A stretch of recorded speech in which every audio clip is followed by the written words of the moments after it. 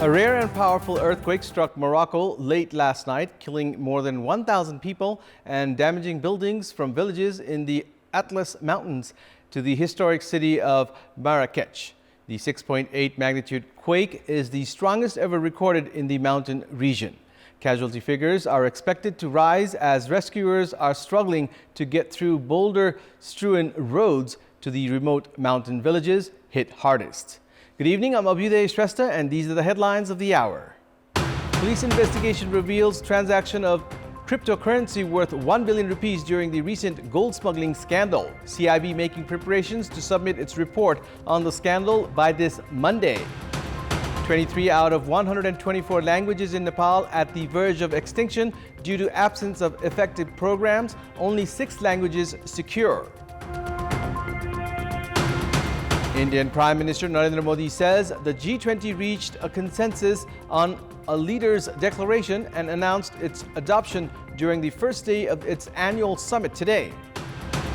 And Sri Lanka give Bangladesh a victory target of 258 runs in the Super 4 match of the Asia Cup. Match held at a balance as Bangladesh chased the total.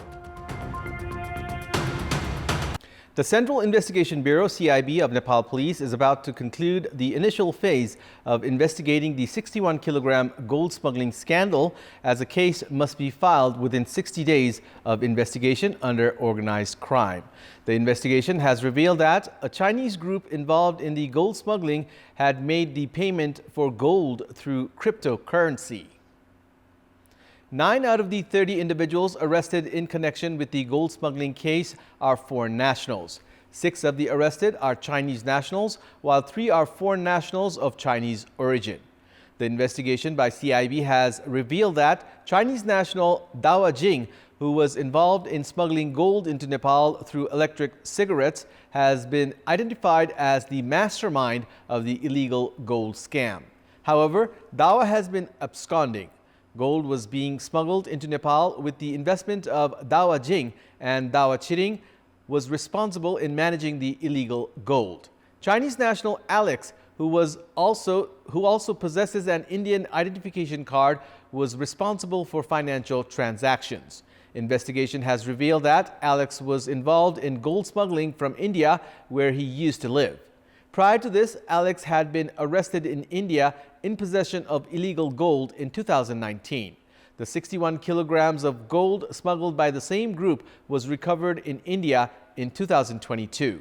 The CIB investigation has revealed that after the gold was recovered by the Indian authorities on 3 occasions, the group opted to smuggle gold from Hong Kong to India via Nepal. According to sources, payment for the illegal gold had been done through cryptocurrency. Transaction of cryptocurrency worth 1 billion rupees had been done from the mobile phone owned by Alex for the gold smuggled via Nepal. The Chinese nationals that have been arrested have not been found involved in banking transactions from Nepal. Chinese national Dawa Chiring had traveled to foreign countries by using the passport acquired by him after receiving the Nepali citizenship certificate. Majority of the Chinese nationals involved in the gold smuggling case had been operating businesses in Nepal. Amala Roka from Rolpa was married to Dawa and has also been absconding. Amla had absconded after CPN Maoist Center Vice Chairperson Krishna Bahadur Maharaj's son Rahul was arrested by police. The CIB has also gathered statement from former Vice President Nanda Bahadur Pun's son Dipesh. Police have suspected that Dipesh had helped Dawa to get the Nepali citizenship certificate. However, details of financial transactions have yet to be recovered since his mobile phone has been missing. Rahul Mahara has changed his mobile phone on 4 occasions since the investigation of the gold smuggling case began. A team of CIB that had reached Hong Kong for investigation on the case has already returned. The team has identified that the gold had been smuggled with the coordination between government officials and sons of a number of political leaders. Meanwhile, lack of assistance by the security body of Hong Kong has made it difficult to gather information regarding those involved in sending gold from Hong Kong. The CIB says that identification of nexus between the groups involved in smuggling gold to other countries via Nepal could conclude the case. The CIB has made preparations to submit the investigation report this Monday, along with additional details. Meanwhile, search for the alleged individuals will continue until then. According to the data provided by the National Census 2021, there are 124 languages in Nepal. Out of them, the number of people speaking 23 languages is less than 1,000. The country has listed these languages as endangered and has introduced a policy to preserve them. However, due to absence of effective programs, these languages are at the verge of extinction. Language is one of the means of communication. Linguistic experts say that it takes years for a language to be formed. Many other languages in Nepal that are used only for communication are also at the verge of extinction. The National Census 2021 has identified 124 languages in the country, while there are less than a total of 1,000 people that speak 23 languages. The government had formed the Language Commission and introduced policy to preserve mother tongues. The Commission has been involved in inscription of endangered languages and their categorization, word collection, formation of dictionaries, collection of books, inscription of linguistic history, formation of grammar, and collection of related items, among other works. However, efforts made by the Commission have not been sufficient. According to linguistic experts, languages that are spoken by up to 1 million people are considered safe. This indicates that languages other than Nepali, Maithili, Bhojpuri, Tharu, Tamang, and Bajika are endangered. They say that all three tiers of the government must introduce policies to preserve such languages. Not only the remarks of an individual, but the tradition of communities, culture, and their identity are connected to languages. All three tiers of the government of Nepal, which is a multilingual country, must form policies and introduce programs to prevent languages from being extinct.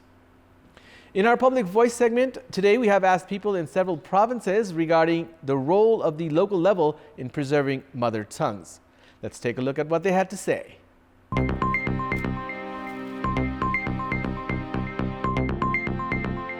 स्थानीय तहले चाहिँ जुन ठाउँमा बढी जातिको बाहुल्यता छ नि अनि त्यही भाषाको मातृभाषाकै पाठ्यक्रमलाई लागू गर्दा राम्रो हुन्छ। पाठ्यपुस्तक निर्माण गरेर कक्षा सञ्चालन गर्ने र त्यो काम चाहिँ स्थानीय तहले गर्न सक्यो भने मातृभाषाको संरक्षण हुन्छ।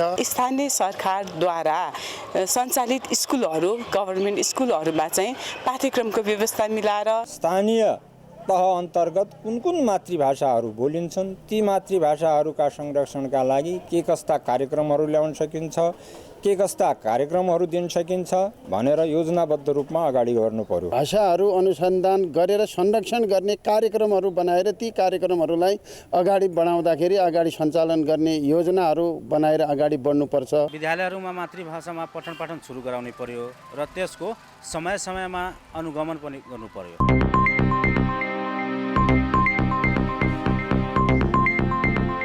The Sarlai District Administration Office has implemented a prohibitory order in the district headquarters, Malangawa, today. The local administration issued the prohibitory order in a bid to prevent any untoward incident after a clash occurred yesterday during the immersion of the statue of Lord Krishna on Krishna Janmashtami celebrations yesterday.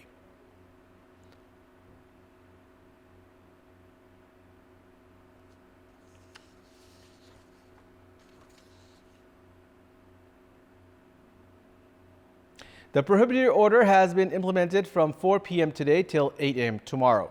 A clash had occurred between two groups yesterday while returning after the immersion of the statue. Police had instantly fired 16 rounds of tear gas and resorted to blank fire to disperse the crowd. Demonstrations had been staged in Malangawa since early this morning, and the crowds had pelted stones at each other. The local administration called a gathering and urged everyone to maintain goodwill. However, Chief District Officer Indradev Yadav said that the local authority had been compelled to implement a prohibitory order as demonstrations continued. The Koshi Province government has geared up to introduce another ordinance to bring an end to the stranded budget in the province. The first meeting of the Council of Ministers, led by newly appointed Chief Minister Hikmat Kumar Karki, made the decision to introduce a new ordinance related to the budget. The first meeting of the Council of Ministers, chaired by Karki, who has been appointed the province Chief Minister with the Supreme Court mandamus, decided to make the recommendation to Province Governor Parshuram Khapung. The previous government, led by Karki, had introduced the budget of the ongoing fiscal year through an ordinance on 15th of June earlier this year. The province budget had remained stalled since 28th of August as former Chief Minister Uddhav Thapa failed to introduce the reinstatement reinstatement bill of the ordinance. Minister for Drinking Water and spokesperson of the province government, Tilkumar Menyangbe, said that the meeting decided to recommend the province financial ordinance and allocation ordinance 2080 to the speaker.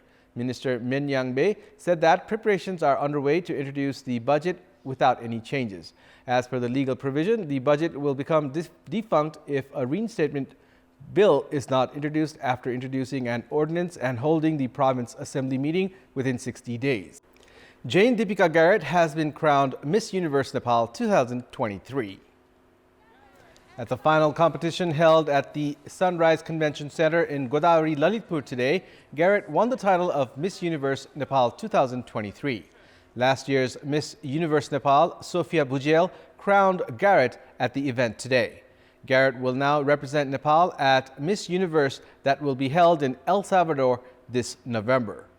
Garima Ghimire was declared the first runner-up. Budi Sagar Sunar was announced the second runner-up.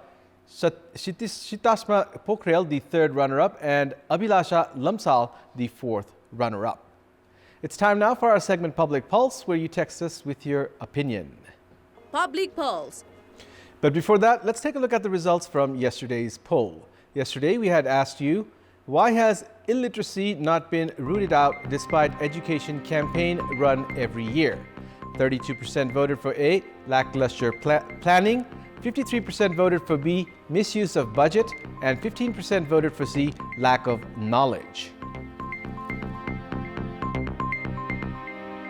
Here's today's question. Why has the Public Service Commission failed to work effectively? Your options are A, influence of power, B, lack of capacity, and C, pressure from interest groups. The voting is on. Type NEWS, select your option A, B, or C, and send it to 34001 to share your opinion with us. And it's time now for the international updates.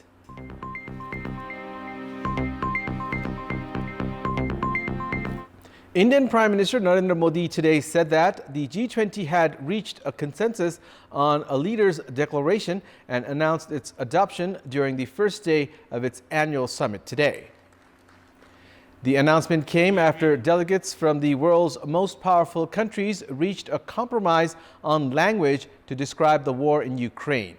The group was deeply divided over the war in Ukraine, with Western nations pushing for strong condemnation of Russia in the leaders' declaration to be issued at the end of the summit, while others demanded a focus on broader economic issues.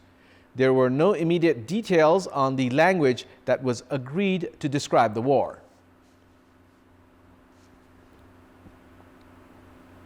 More than 1,037 people have died and more than 672 injured after a powerful earthquake struck central Morocco, according to the country's interior ministry.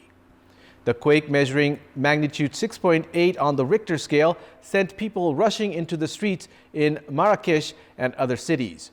Many of the deaths were said to be in hard-to-reach mountain areas. According to the U.S. Geological Survey, the earthquake struck just after 11 p.m. local time at a relatively shallow depth 71 kilometers southwest of Marrakesh. The epicenter of the quake was in the high Atlas Mountains southwest of Marrakesh. Sports news. Sri Lanka have given Bangladesh a victory target of 258 runs in the Super 4 match of the Asia Cup currently underway.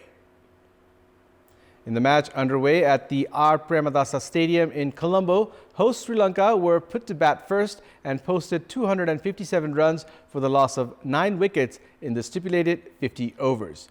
Sadira Samaravikrama produced a superb effort before getting out, scoring 93 runs off 72 balls, hitting 2 sixes and 8 fours, as Sri Lanka posted a respectable total of 257 runs.